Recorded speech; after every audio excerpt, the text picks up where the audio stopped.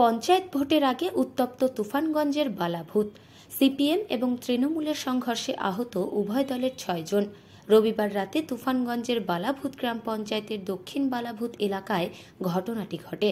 আহতদের উদ্ধার করে নিয়ে আসা হয় তুফানগঞ্জ মহকুমা হাসপাতালে। রাতে খবর পেয়ে ঘটনাস্থলে পৌঁছায় তুফানগঞ্জ থানার বিশাল পুলিশ বাহিনী। জানা গিয়েছে, গতকাল সিপিআইএমের একটি কর্মী সভার ডাক দেওয়া হয় বালাভূত গ্রাম পঞ্চায়েতে। আপনাদের বাড়িতে শিল দিয়ে ঢালাঢালি করা, আপনি বাধা করতে যাইবে, তাদেরকে মারধর করে। আপনাদের বাড়িতে ঢিল দেওয়া হচ্ছিল, আপনি যখন বাধা দিতে যান তারপরে আপনাকে মারধর করে? কারা মারধর করে? টিএমসির লোকজন। আপনারা কোন দল করেন? আপনারা সিপিএম করেন।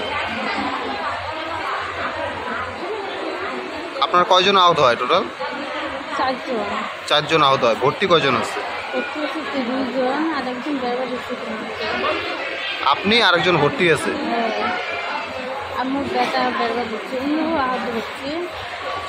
কোন জায়গার ঘটনা এটা? দক্ষিণ বালাভূত। আমার তৃণমূলের লোকজনই আপনাদের উপরে আক্রমণ করে। কি নাম আপনার? হ্যাঁ, সিদ্দিকি বিবি। কোন জায়গায় বাড়ি? দক্ষিণ বালাভূত। দেখেন, যে বিষয়টা বলেছে সেই বিষয়টা পুরাপুরি ভিত্তিহীন অভিযোগ। কারণ সিপিএম এই কিছুদিন হলো ওই বালাভূত অঞ্চলে একটা গন্ডগোল পাকিয়ে জনসমর্থন আদায় করার জন্য একটা চেষ্টা করতেছে।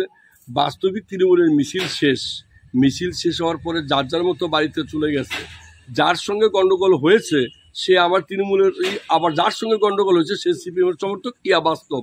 কিন্তু পূর্বেই এদের মধ্যে জমি সংক্রান্ত বিষয় নিয়ে একটা বিবাদ ছিল, সেটাকে কাজে লাগিয়ে তাকে হ্যারাসমেন্ট করে এবং প্রথমে আমার তৃণমূল সমর্থককেই একাপে অ্যাটাক করে, তারপরে দস্তাদস্তি, তারপরে হাতাহাতি হয়েছে, এটা বাস্তব বিষয়। কিন্তু সেই বিষয়টাকে নিয়ে সিপিএম একটা এমন প্রোপাগান্ডা তৈরি করতেছে যেটা অত্যন্ত রাজনীতির ক্ষেত্রে দুঃখজনক বিষয়।